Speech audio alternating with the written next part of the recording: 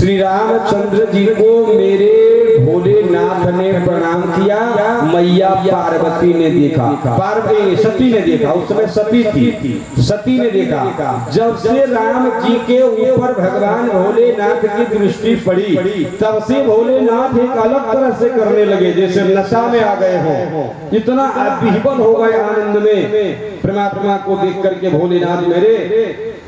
तो सती एक दो बार रास्ते में भी टोकी को, प्रभु लगता है आज आप ज्यादा भांग खा लिए हैं क्या, कभी इधर कभी उधर, कैसे क्या कर रहे हैं। लेकिन भगवान भोलेनाथ अपने हृदय की बात जान रहे हैं कि भगवान का अवतार बड़ा गुप्त रूप में हुआ है, हम अगर बोल देते हैं पहले बात खुल जाएगी। तो जो लीला का आनंद है, जिसके लिए लीला के लिए, जिसके लिए पृथ्वी पर आए हैं, धरा धाम पर आए हैं, शोभा बापू से कोटि सत्य कामा। हे सती, ये इष्ट देव मेरे बालक रूप में राम हैं, अब जिनकी शोभा बपुस, बपुस कहते हैं शरीर को, कोटि सत्य कामा, करोड़ करोड़ कामदेव में जितना सुंदरता नहीं हो सकता है, उतना सुंदरता भगवान श्री राम के एक एक अंग में है। भगवान राम के एक एक अंग में है उतनी सुंदरता। बड़ा सुंदर बात है। तेरी मोर मुकुट लटकनिया पे बलिहार राघव जो, हो बलिहार राघव जो, तेरे मंद मंद मुझके बाल बड़े सिंगारे, बादल सो काले काले, तेरे मोर मुकुट लटकनिया पे बलिहार राघव जो, हो बलिहार राघव जो, तेरे मोर मुकुट लटकनिया पे बलिहार राघव जो, हो बलिहार राघव जो।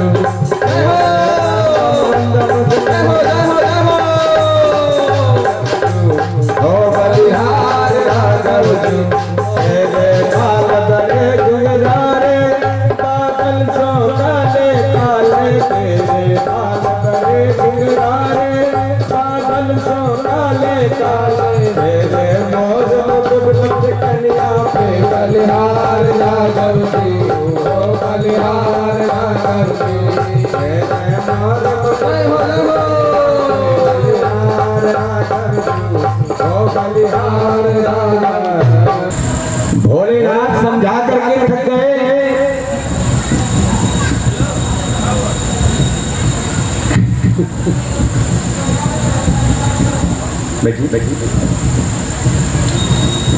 भोलेनाथ समझा के थक गए कि पार्वती तुम मेरी बात को समझो, मैं क्या कहने जा रहा हूँ। अरे जिसे तुम राजा के पुत्र कह रहे हो, वो राजा का पुत्र नहीं, वो सच्चिदानंद जगत ने कहा नहीं, मैं बात इस बात को मान नहीं सकती। अगर वो राजा का बेटा है तो आपने प्रणाम क्यों किया? अगर वो परमात्मा है तो फिर पत्नी के लिए जंगल में खाक छान रहा है, रो रहा है। क्या ये भगवान करता है ऐसा? सती की मति बिगड़ गई। अरे भगवान क्या नहीं कर सकता है, वो तो लीला करता है। सुनो प्रिया एक व्रत सुशीला, यवह करव रुचिर नर लीला। हम जो करते हैं मानव वो क्रिया है, लेकिन परमात्मा जो करता है वो लीला है। क्यों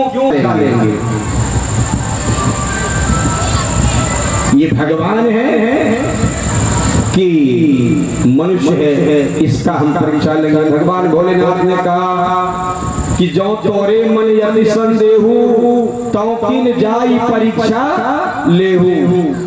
तुम्हारे मन में अगर इतना संदेह है तो तुम जाकर के परीक्षा ले सकती है। जो तोरे मन यदि संदेहु तो किन जाई परीक्षा लेहु। अब सती चली परीक्षा लेने के लिए। देखिए जब मति बिगड़ती है ना, होनहारा होने वाला समय जब खराब होता है ना, तो सब उल्टा होता है। उसमें न आपका चारा चल सकता है न मेरा चारा चल सकता है, चारा उसमें उसी का चलता है जो उपहारण करने के बाद वो राम जी के आगे गुजरने लगी। भगवान समझ गए। बड़ी सुंदर बात भगवान ने कहा कि विपिन अकेली फिरे हो के ही है तू कहु मातु का के तू। हे माँ, तुम जंगल में, विपिन का तोता है जंगल में, तुम अकेली क्यों घूम रही हो? वृषकेतु भगवान भोलेनाथ कहाँ चले गए? बस सती पानी पानी हो गई कि बाप रे, तो सब पहचान गए। सब जाना भगवान शंकर ने ध्यान लगाया और ध्यान लगा करके देखा तो पता चला कि सती ने सीता का रूप धारण किया है। और भोलेनाथ कहते हैं जो मैं करो सती सन प्रीति और मिटई भगत पत होई रीति।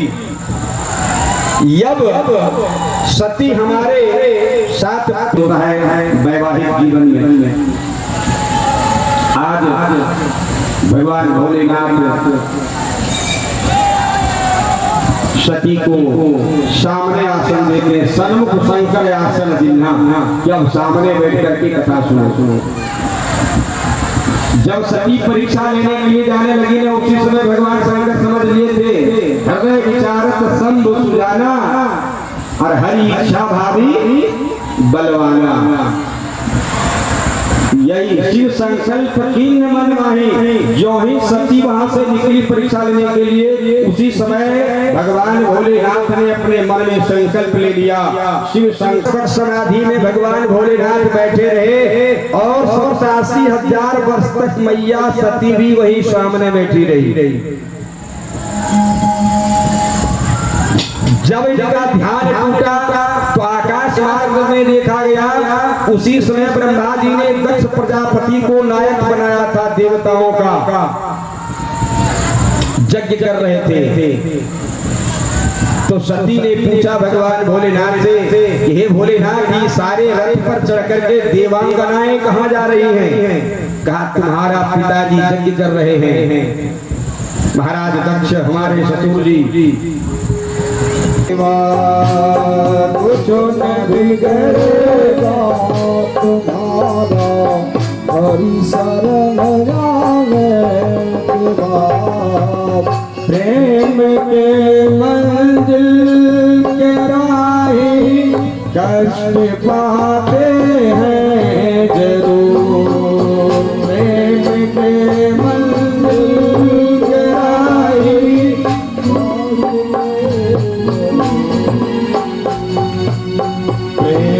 के मंजिल के राही कष्ट पाते हैं जरूर। बीज फलता है सदा में मिल जाए के बाद। बीज फलता है सदा में मिल जाने के बाद।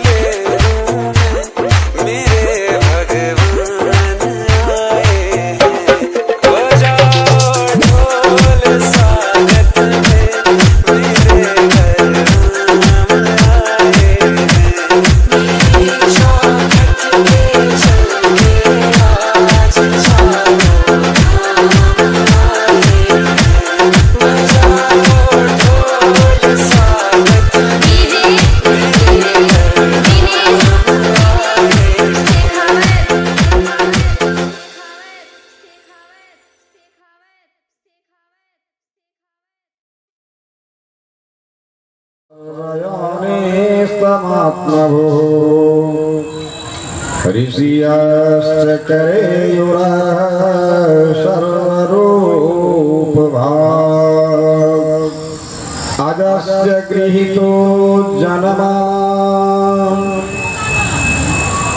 निरीहास्य सप्तदिशो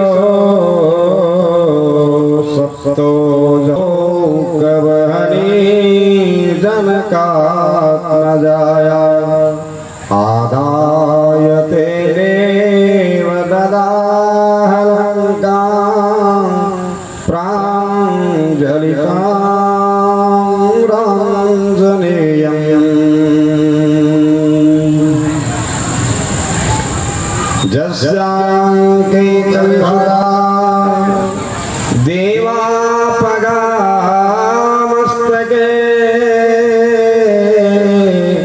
बाले बालविधुर्गले च गरणं दस्योरसिव्यालरा या देवी सर्वभूतेषु विद्यारूपेण संस्थिता नमस्तस्यै नमस्तस्यै नमस्तस्यै नमो नमः सच्चिदानन्दरूपाय विश्वोत्पत्त्यादिहेतवे प्रवेश करेंगे और जितना समय मिलेगा उतना ही समय में कथा गंगा में गोता लगाते हुए अपने जीवन को धन्य करते हुए अगल बगल के सभी साथियों को कराते हुए और अपने जीवन को मौन कराने का बेहद प्रयास करेंगे। प्रेम से बोलिए शंकर भगवान। आइए दो बार भगवान के नाम का कीर्तन कीजिए।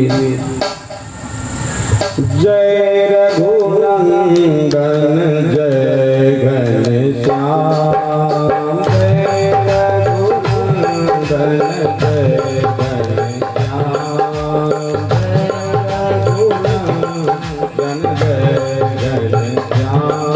घनश्याम जय रघुनंदन घनश्याम जानकी बल्लभ सीताराम बल्लभ सीताराम सीताराम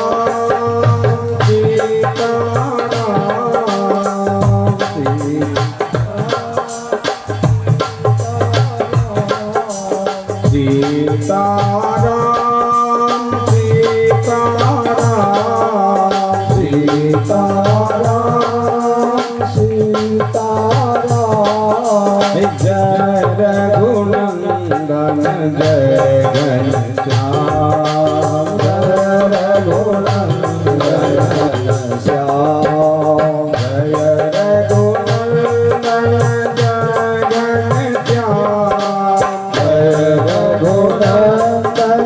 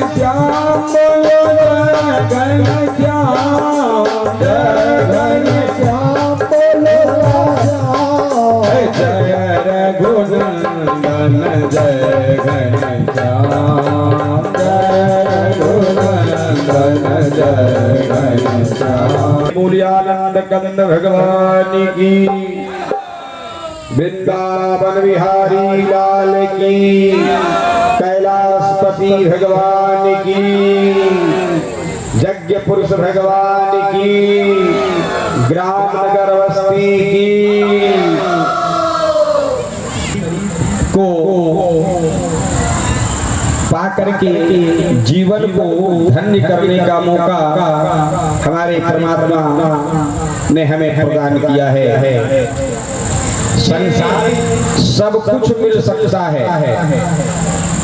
बड़ी सुंदर बात गोस्वामी जी ने लिखी रामचरितमानस में कि दारा सुत लक्ष्मी पापी के भी हो, संत समागम हरि कथा तुलसी दुर्लभ दो। संसार में दुर्लभ अगर कोई चीज है तो यही दो चीज है, संत का समागम। समागम का अर्थ होता है संतों के साथ मिलना, उसके मुखार बिंद से, संत के मुखार बिंद से प्रभु मिलना। संत समागम, संत के साथ बैठना, उनकी कही हुई वाणी को आत्मसात करना, सुनना, इसको समागम कहते हैं, संत समागम। और क्या? हरि की कथा। हरि किसे कहते हैं? हरि का अर्थ बहुत होता है। हरि मने जल भी होता है, हरि मने मेढक भी होता है, हरि मने हम लोग लालटेन भी कभी कहते हैं, हरि मने सिंह भी होता है, बहुत हरि का अर्थ है। लेकिन यहाँ वो हरि नहीं, यहाँ हरि कौन है? संत समागम हरि की कथा। हरि कथा कौन हरि? बड़ा सुंदर है। हरते जनानाम, ध्यान देंगे, हरते जनानाम पापम मीति इति हरि। जो संसार के संपूर्ण प्राणी, यहाँ तक कि कीड़े मुकेड़े के भी पाप को हरण कर लेते हैं। कीड़ा मुकेड़ा पर भी भगवान की दया रहती है। ध्यान देना। हरती जनानाम पापम मिति इति हरि। जिनमें संसार के संपूर्ण जीवों के पाप को हरण कर लेने की शक्ति है, पाप को छीन लेने की शक्ति है, ऐसे महान सत्तात्मक शक्ति का नाम हरि है। कहा कि उस हरि की कथा इस संसार में दुर्लभ है। और जब ये मिल जाए तो समझो कि करोड़ों जन्म का पुण्य का मेरा उदय हुआ है। साधारण बात नहीं है, यज्ञ कोई साधारण चीज नहीं है। बहुत अनेक जन्मों में कितना जन्म आपका मेरा हुआ होगा इसका कहना बड़ा मुश्किल है, कोई नहीं कह सकता है। हम आज से हैं, आप आज से हैं, ऐसी कोई बात नहीं है। हम उस दिन से हैं जिस दिन से परमात्मा है कि नहीं। इसलिए हम उस दिन से हैं। इसका प्रमाण है कि ईश्वर अंश जीवय विनाशी चेतन अमल सहज सुख राशि। ईश्वर अंश जीवय विनाशी, ईश्वर अंश जीवय विनाशी चेतन अमल सहज सुख राशि। केवल सहज सुख राशि जिमे बारिश भाढ़ावर पानी, जिमे बारिश भाढ़ावर पानी तिमी माया महजीवल पठानी। तिमी माया महजीवल पठानी जिमे बारिश भाढ़ावर पानी, जिमे बारिश भाढ़ावर पानी तिमी महजीवल पठानी। तिमी माया महजीवल पठानी। सीताराम सीताराम सीताराम सीताराम तिमी माया महजीवल पठानी। तिमी माया महजीवल पठानी। कि सुनहु माते लोग भागी, हरि तजी हो हे विषया अनुरागी। सुनहु माते लोग भागी, हरि तजी हो हे अनुरागी। हरि तजी हो हे विषय अनुरागी। हे उमा सुनो माते लोग अभागी। हे पार्वती वह व्यक्ति अभागा है जो भगवान को छोड़ करके, भगवान की भक्ति को छोड़ के, भगवान के भजन को छोड़ करके विषय में लगा हुआ है। विषय किसे कहते हैं? विषय का मतलब हुआ कि मेरा कैसे चलेगा, क्या करें, ऐसे करें वैसे करें, इसमें जो लगा हुआ है और उसी में सारा जीवन जो बिता रहा है उसको विषयी कहते हैं। रामायण में भोलेनाथ ने उस व्यक्ति को विषयी कहा। सुनहु माते लोग अभागी, वो अभागा है जो विषय में लिप्त है, धन कमाने में लिप्त है। और कमाने में कोई दोष नहीं है, लेकिन धन का प्रयोग में भी तो करना चाहिए। का धन का क्या गति है? का धन का 3 गति है। प्रथम गति कौन है? हम बोलेंगे तो आप लोगों को लगेगा कि पंडित जी महात्मा जी साथ दे रहे हैं लेने के लिए। प्रथम गति धन का दान है। इसका उत्तम गति धन का क्या है? दान है। दूसरा मध्यम गति है वो भोग है, और तीसरा है मत कहिए डॉक्टर और कोट है। बोल दे आनंद आएगा। पहले इस बात को सुनो। तो राजा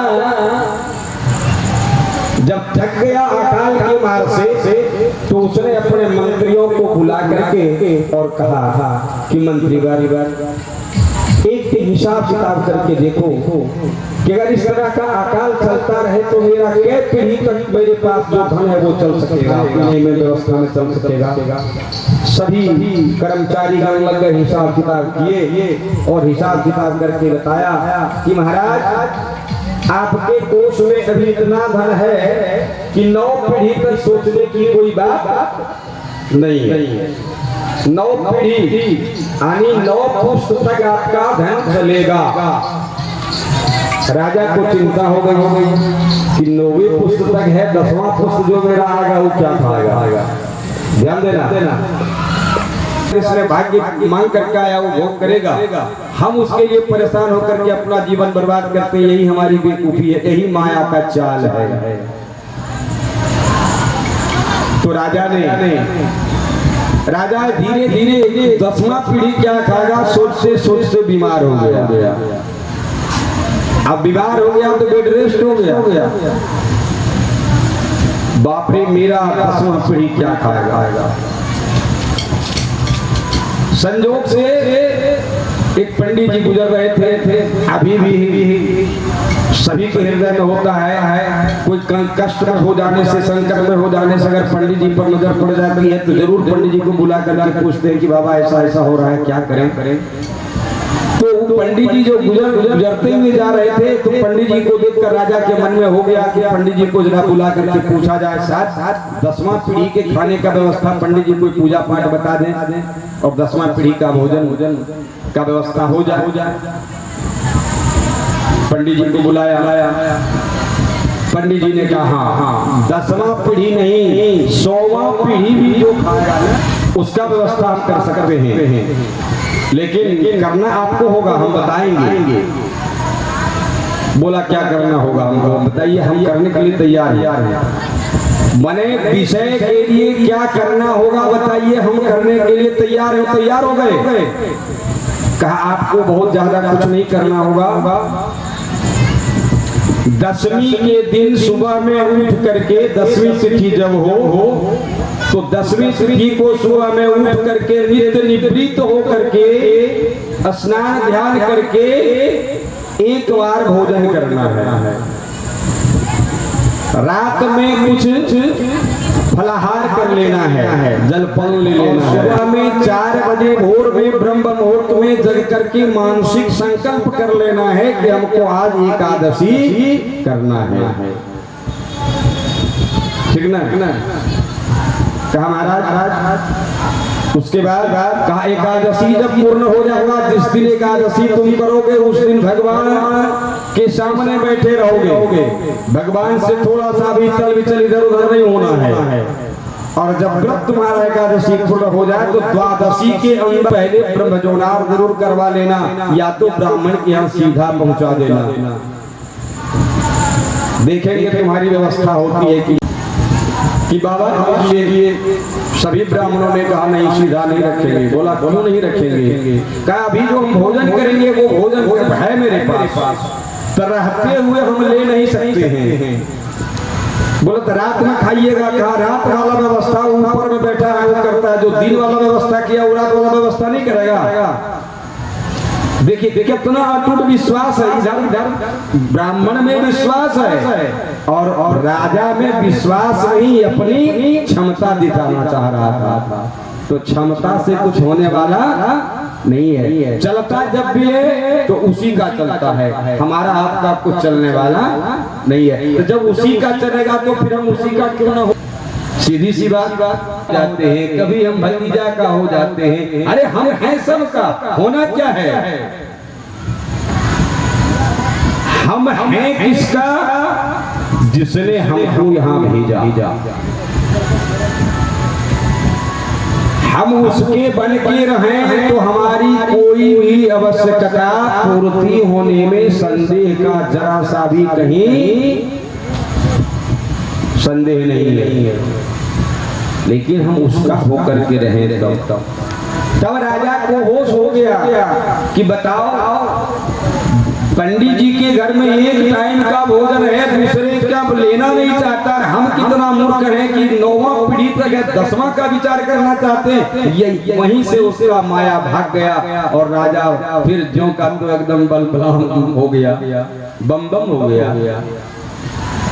माया हटा दो ना, तो माया जब तक न हटेगी, और माया हटाने के लिए क्या ये रास्ता माया हटाने का है। ये सब समझने का मौका कब मिलता है? जब गांव ग्राम में यज्ञ होते हैं, यज्ञ पुरुष का आवाहन होता है, देवी देवताओं का आवाहन अर्चन पूजन वंदन होता है। रात में आप कथा सुन रहे थे, हमारे लीला भाई कह रहे थे कि 9 प्रकार की भक्ति है। बहुत अच्छी बात, एकदम सही बात बोले। 9 प्रकार की भक्ति होती है। सबरी के सामने 9 भक्ति में एक भी भक्ति अगर किसी के पास है तो उसका जीवन संभल गया।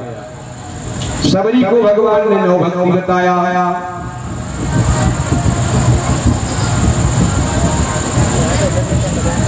प्रथम भगत संतन कर संगा, दूसर रति मम कथा प्रसंगा। भगवान श्री राम जी सबरी की कुटिया में जाकर सबरी को बताते हैं कि नवधा भगति कहो तो ही पाही, सावधान सुनो धरो मन माही। नवधा भगति कहो तो ही पाही, सावधान सुनो धरो मन माही।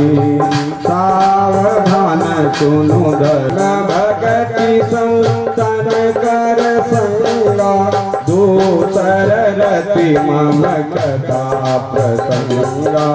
दूसर रति मम। भगवान ने कहा है सबरी, पहली भक्ति हमारी क्या है? प्रथम भक्ति संतन कर संगा। सबसे पहली भक्ति हमारी है कि संतों का संग करो। प्रथम भगत संतन कर संगा।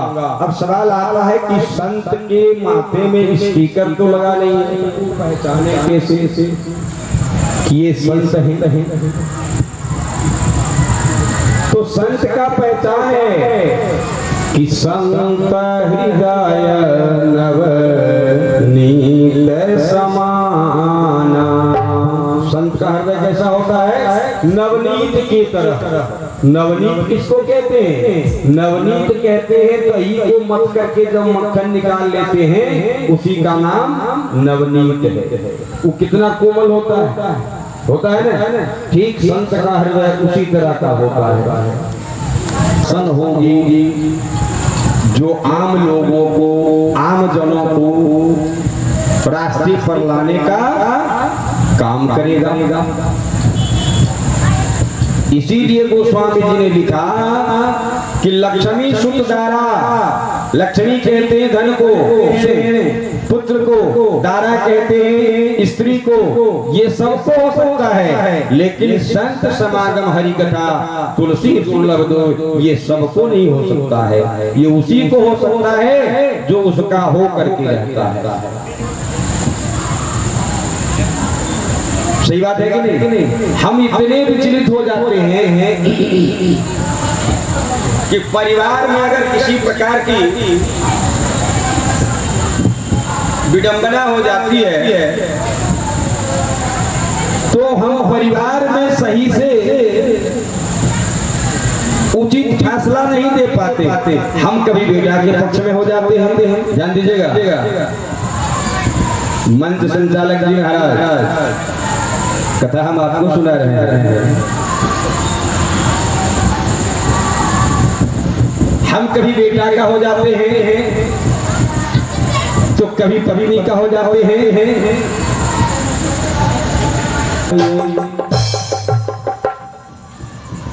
सोई जानत जे देहु जनाई, और जानत जानत तुम ही होई जाई। वो भगवान को वही जानता है जिसको भगवान जानकारी देते हैं। चाहते हैं तो चाहते किसको है? भगवान ने भी खुद सत्संग किया है। कुंभज ऋषि के पास गए, कुंभज ऋषि के कुटिया में जाकर के सत्संग में क्या हो रहा था? वहाँ भगवान के लीला का, भगवान के जन्म का, भगवान के स्वरूप का, भगवान के नाना प्रकार के क्रियाओं का जो है वो चर्चा कर रहे थे। कभी संबोध करते थे, ऋषि सुनते थे। बाहरी भारतवर्ष हमारा देश जहाँ देवताओं से भी मनुष्य बात करता आ रहा है, इसलिए भारत परीक्षा में तुम लोग लिखता होगा, हमने भी लिखा था परीक्षा में कि भारत की भाषा क्या है, तो उसमें हम लोग लिखते थे देवनागरी। देवनागरी लिखा जाता है ना, परीक्षा वाली कॉपी में देवनागरी लिखी जाती है। क्यों? इसलिए कि ये भारतवर्ष जो है ये देवताओं की बस्ती है, ऐसा बस्ती विश्व में और कहीं नहीं है। और उस भारत का होकर के, भारत वाला होकर के, देवताओं की बस्ती में रहने वाला होकर के, और अगर हमने देवता से लाभ नहीं ले सका तो बताओ कितनी बड़ी भूल हमारे जीवन में हो गई कि नहीं? कुंभज ऋषि के पास दान देने वाले दानी को बाबा की तरफ से बहुत बहुत आशीर्वाद और उनकी सभी मनोकामनाएं पूर्ण हो और भगवान के चरणों में, भोलेनाथ के चरणों में उनको भक्ति उत्पन्न हो जाए। प्रेम से बोलो शंकर भगवान की। देखो सत्संग नहीं करने का परिणाम क्या होता है। आपको कितना मतिवान समझते हैं, जरा विचार करो। ताली मारो हाथ का गड़गड़ा के। कितना बात है, कैसा बात है। यही तो जीवन में सीखना है। मति कैसे बिगड़ी, क्या हुई? जब सत्संग करके भैया सती और भोलेनाथ चले आ रहे थे रास्ते में, ठीक उसी समय सीता हरण हुआ था। रावण भी लगा हुआ था, ठीक उसी समय सीता हरण हुआ था। भगवान राम और लक्ष्मण दोनों लता पता पेड़ पौधा सबसे पूछते जा रहे थे कि तुमने सीता को देखा? हे खगपति हे मधुकर श्रेणी, तुम देखी सीता मृग नैनी। तुमने मेरी मृग नैनी, मृग कहते हैं मृगा को, हिरण को, मृग के तरह मेरी पत्नी सीता की आंखें चमकती थी। क्या तुमने उस चमकीली आंखों वाली मेरी सीता को देखा है? जय सच्चिदानंद जग पावन, ऐसे कही चले मनोजन सावन। जय सच्चिदानंद जग पावन, जय सच्चिदानंद जग पावन, ऐसे कही चले मनो